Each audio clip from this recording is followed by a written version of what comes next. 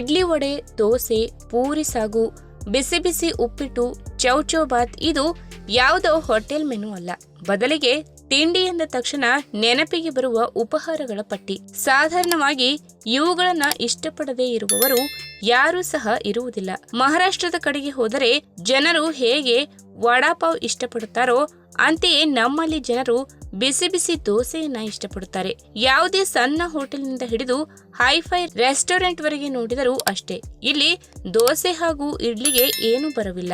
ಯಾವ ಸಮಯದಲ್ಲೂ ಹೋದರೂ ಇವೆರಡು ತಿಂಡಿಗಳು ಸಿಕ್ಕಿಯೇ ಸಿಗುತ್ತವೆ. ಇನ್ನು ಬಹುತೇಕ ಕಡೆಗಳಲ್ಲಿ ದೋಸೆ ಪಾರ್ಸಲ್ ಆಹಾರವಾಗಿ ಮನೆಯಲ್ಲಿ ಮತ್ತು ಕಚೇರಿಯಲ್ಲಿ ಬಳಕೆಯಾಗುತ್ತಿದೆ. ಇತ್ತೀಚಿನ ದಿನಗಳಲ್ಲಿ ಹಲವಾರು ವೆರೈಟಿ ದೋಸೆಗಳು ಸವಿಯಲು ಸಿಗುತ್ತಿರುವುದರಿಂದ ಒಂದೊಂದು ಬಗೆಯ ದೋಸೆಗಳು ಕೂಡ ಒಂದೊಂದು ಕಡೆಗಳಲ್ಲಿ ಪ್ರಸಿದ್ಧಿ ಮಾಡಿಕೊಂಡಿದ್ದಾರೆ.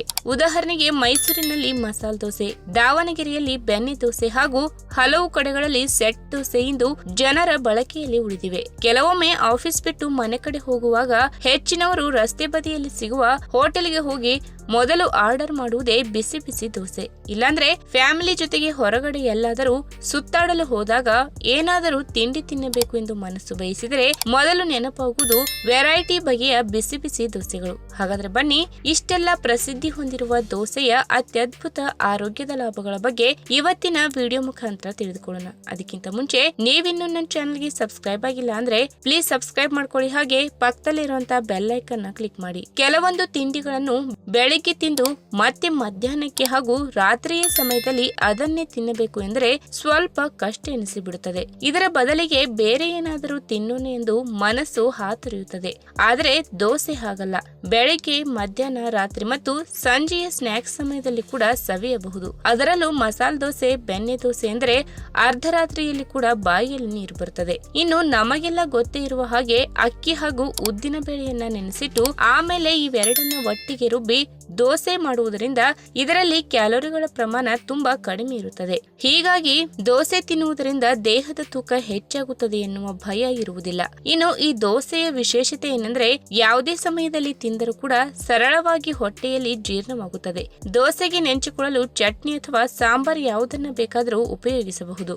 ಇನ್ನು ಆರೋಗ್ಯ ತಜ್ಞರೇ ಹೇಳುವ ಪ್ರಕಾರ ದೇಹದ ಶಕ್ತಿಯನ್ನ ಹೆಚ್ಚಿಸಲು ಒಳ್ಳೆಯ ಕಾರ್ಬೋಹೈಡ್ರೇಟ್ ಅಂಶ ಹೊಂದಿರುವ ಆಹಾರಗಳು ಆರೋಗ್ಯಕ್ಕೆ ಬೇಕೇ ಬೇಕು. ಏಕೆಂದರೆ ಕಾರ್ಬೋಹೈಡ್ರೇಟ್ ಅಂಶವನ್ನ ಸೇವನೆ ಮಾಡದೆ ಹೋದರೆ ಇದ್ದಕ್ಕಿದ್ದಂತೆ ಸುಸ್ತು, ದೈಹಿಕ ಆಯಾಸ, ಮಾನಸಿಕ ಖಿನ್ನತೆ ಎಲ್ಲವೂ ಎದುರಾಗುತ್ತದೆ. ಹೀಗಾಗಿ ನಾವು ಮೊದಲೇ ಹೇಳಿದ ಹಾಗೆ ದೋಸೆ ತಯಾರು ಮಾಡಲು ಅಕ್ಕಿಯನ್ನ ಬಳಸುವುದರಿಂದ ನಮ್ಮ ಆರೋಗ್ಯಕ್ಕೆ ಬೇಕಾಗುವ ಕಾರ್ಬೋಹೈಡ್ರೇಟ್ ಅಂಶ ಸಿಕ್ಕಂತಾಗುತ್ತದೆ. ಅದರಲ್ಲೂ ಯಾರು ಈಗಾಗಲೇ ತುಂಬಾ ದಪ್ಪ ಇದ್ದು ತಮ್ಮ ದೇಹದ ತೂಕವನ್ನ ಕಡಿಮೆ ಮಾಡಿಕೊಳ್ಳಬೇಕು ಎಂದುಕೊಂಡಿರುತ್ತಾರೆ ಅಂತವರಿಗೆ ಇದು ಅತ್ಯುತ್ತಮವಾದ ಆಹಾರ ಎಂದು ಹೇಳಬಹುದು.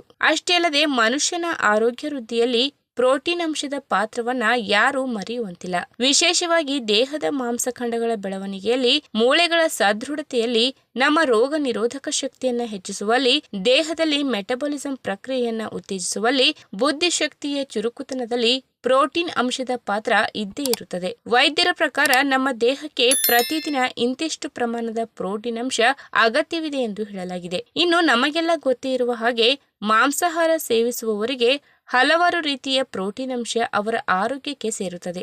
ಆದರೆ ಸಸ್ಯಾಹಾರಿಗಳು ಕೇವಲ ಕಡಿಮೆ ಆಹಾರಗಳಲ್ಲಿ ಪ್ರೋಟೀನ್ ಅಂಶವನ್ನ ಕಂಡುಕೊಳ್ಳಬೇಕು ಎನ್ನುವ ಕೂಗು ಅಲ್ಲಲ್ಲಿ ಕೇಳಿ ಬರುತ್ತದೆ.